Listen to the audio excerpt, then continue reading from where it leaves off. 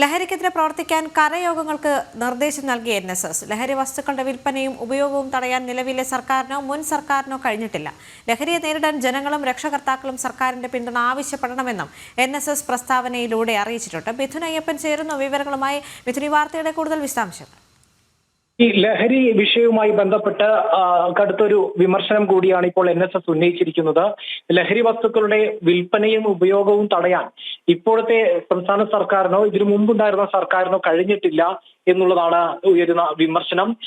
ഈ ലഹരി വിഷയത്തിൽ രാഷ്ട്രീയ മുതലെടുപ്പ് നടത്തുന്നവരെ ഒറ്റപ്പെടുത്തണം. ഇതൊരു സാമൂഹിക വിപത്തായി കണ്ടുകൊണ്ട് ഒറ്റക്കെട്ടായി ഇതിനെ തുരത്തുന്നതിന് വേണ്ടി മുന്നിട്ടിറങ്ങണമെന്നാണ് ഇപ്പോൾ NSS ഈ വാർത്താക്കുറിപ്പിലൂടെ വ്യക്തമാക്കിയിരിക്കുന്നത്.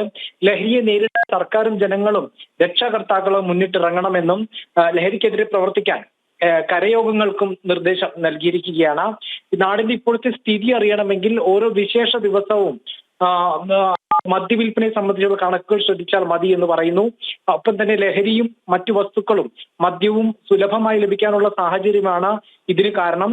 ഓരോ ദിവസം നടക്കുന്ന അക്രമങ്ങളും കൊലപാതകങ്ങളും വ്യക്തമാക്കുന്നതും അത് തന്നെയാണ്. അതായത് ഇത്തരത്തിൽ വലിയ രീതിയിലുള്ള സംസ്ഥാന സർക്കാരിന്റെ മദ്യനയം എല്ലാം തന്നെ ഇത്തരത്തിൽ വലിയ രീതിയിലുള്ള വിമർശനാത്മകമായി ഇതിനെ എടുക്കുന്നു എന്നുള്ളത് തന്നെയാണ് ഈ ഒരു വാർത്താക്കുറിപ്പിൽ നിന്ന് NSSന്റെ വാർത്താക്കുറിപ്പിൽ നിന്ന് മനസ്സിലാക്കുന്നത്.